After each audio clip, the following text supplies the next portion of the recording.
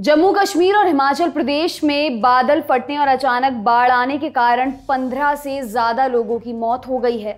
India today आज तक की रिपोर्ट के मुताबिक हिमाचल प्रदेश में मरने वालों की संख्या 7 से बढ़कर 9 हो गई है। इनमें से 7 मौतें लाहौल स्पीति और 2 मौतें चंबा में हुई हैं। कम से कम 5 मृतकों के शव मिलने की पुष्टि एक सीनियर डिजास्टर मैनेजमेंट अधिकारी की तरफ से की गई है।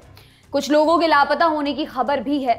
उधर जम्मू कश्मीर के किश्तवाड़ में बादल फटने से 6 से 8 लोगों की मौत होने और दर्जनों के लापता होने की खबर भी है। ताजा अपडेट के मुताबिक अमरनाथ में भी बादल फटा है, हालांकि वहां से किसी बड़े नुकसान की जानकारी नहीं आई है। इंडिया टुडे की रिपोर्ट के मुताबिक बीते 24 घंटों में हुई भारी बारिश के कारण हिमाचल प्रदेश के कई इलाके बुरी तरह से प्रभावित हुए हैं। कुल्लू, चंबा और लाहौल स्पीति में तो बाढ़ जैसे हालात पैदा हो गए हैं। सरकार के सूत्रों ने कई मजदूरों के लापता होने की बात भी कही है। इन लोगों के अचानक आई बाढ़ के मलबे में फंसने की आशंका जताई गई है। राष्ट्रीय आपदा मोचन बल यानी एनडीआरएफ की टीमों को इन मजदूरों को रेस्क्यू कराने के लिए भेज दिया गया है। वहीं भागा नदी का जलस्तर बढ़ने के बाद लाहौल स्पीति के दारचा गांव के लोगों को दूसरी जगह पर शिफ्ट किया गया है। हिमाचल के कई हाईवे और लिंक रोड से जुड़े पुल बाढ़ के चलते क्षतिग्रस्त हुए हैं। भूस्खलन के कारण कई जगहों पर भारी ट्रैफिक जाम लग गया है। मनाली लेह हाईवे के अलावा ग्राम्फू काजा हाईवे पर गाड़ियों की आवाजाही को रोक दिया गया है। कालका शिमला और चंडीगढ़ मनाली हाईवे का ट्रैफिक भी लैंडस्लाइड के कारण प्रभावित हुआ है। हालात शिमला और मंडी जिले में भी अच्छे नहीं हैं। यहाँ कई वाहन लैंडस्लाइड में दब गए। हिमाचल प्रदेश में बारिश ने क्या कहर बरपाया है, इसका एक नमूना सोलन में देखने को मिला। यहाँ रेड अलर्ट के बीच लगातार हो रही बारिश के चलते कालका Shimla world heritage railway track पर काफी बड़ा पेड़ और मलबा गिर गया है। इसके चलते ट्रैक बंद हो गया है। आज तक को इस जगह का वीडियो मिला है जिसमें पेड़ गिरने की वजह से ट्रैक पर रुकी एक ट्रेन साफ देखी जा सकती है। इस कारण यात्रियों को भारी परेशानी झेलनी पड़ रही है।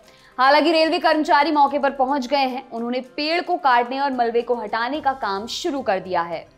कश्मीर की अगर हम बात करें तो यहाँ किश्तवाड़ जिले के होंजार गांव में मंगलवार 27 जुलाई को बादल फटने से अचानक बाढ़ आ गई। इस घटना में किश्तवाड़ के 7 लोग मारे गए हैं, वहीं 25 से 40 लोग लापता हो गए हैं। श्रीनगर में भी बारिश ने पिछले 18 सालों के सारे रिकॉर्ड तोड़ दिए हैं। आज तक संवाददाता अशरफ वानी ने बताया कि बांदीपोरा में भी बादल फटने की घटना हुई है। इससे जिले के कई पुल और सड़कों के अलावा खेती को भी भारी नुकसान हुआ है। उधर तेज बारिश के कारण चेनाब नदी का जलस्तर भी काफी बढ़ गया है। ऐसे में स्थानीय प्रशासन ने लोगों से नदी के पास ना जाने की अपील की है। किश्तवाड़ के डेवलपमेंट कमिश्नर अशोक कुमार शर्मा ने समाचार एजेंसी पीटीआई से बातचीत में कहा कि बादल फटने के बाद से एसडीआरएफ ने अब तक 5 लोगों के शव रिकवर किए हैं। अधिकारी ने बताया कि बादल फटने से आई बाढ़ में 6 घर बह गए। वहीं सिविल डिफेंस और एसडीआरएफ के डायरेक्टर जनरल वीके सिंह ने बताया कि रेस्क्यू ऑपरेशन में लगी 2 टीमों को डोडा और उधमपुर जिले में भेजा गया है। इसके अलावा 2 अन्य टीमों को जम्मू और श्रीनगर भेजने की तैयारी है। अब ये भी जान लेते हैं कि बिजली गिरने और बादल फटने की घटनाएं क्यों बढ़ी हैं। आज तक से जुड़े राम किनकर सिंह ने बादल फटने की घटनाओं में इजाफा होने की वजह जानने के लिए मौसम वैज्ञानिक सोमा सेन से बात की।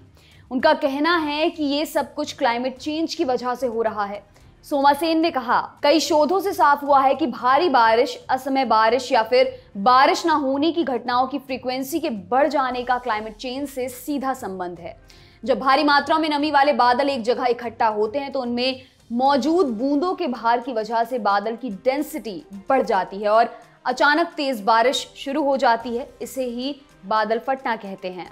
बाढ़ और बादल फटने के अलावा बीते सालों में बिजली गिरने की फ्रीक्वेंसी में भी इजाफा देखने को मिला है। इससे होने वाली मौतों में भी बढ़ोतरी हुई है। इस बारे में वैज्ञानिक सोमा सेन ने बताया, वज्रपात 2 तरह का होता है। पहला क्लाउड टू क्लाउड लाइटनिंग जो सालों साल चलती रहती है। दूसरा क्लाउड टू ग्राउंड लाइटनिंग होती है। इसे ही आकाशीय बिजली कहते हैं। मिट्टी के साथ जब करंट का इलेक्ट्रिकल डिस्चार्ज होता है उसी समय वज्रपात होता है।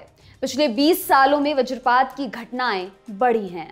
सोमा सेन का कहना है कि जब भी वज्रपात हो तो सबसे बड़ा बचाव है किसी पक्के स्ट्रक्चर में सुरक्षा लेना। उन्होंने बताया कि बिजली गिरने के समय क्लिफ यानी किसी चट्टान के पास नहीं रहना चाहिए क्योंकि ये आकाशीय बिजली को खींचने में मदद करती है। कोई स्विमिंग पूल में है या खेत सींच रहा है उसे पानी से तुरंत बाहर आ जाना चाहिए। आपके लिए तमाम जानकारी लाए हैं हमारे साथी दुष्यंत। मेरा नाम है दिव्यांशी। देखते रहिए दी लल्लन टॉप। शुक्रिया।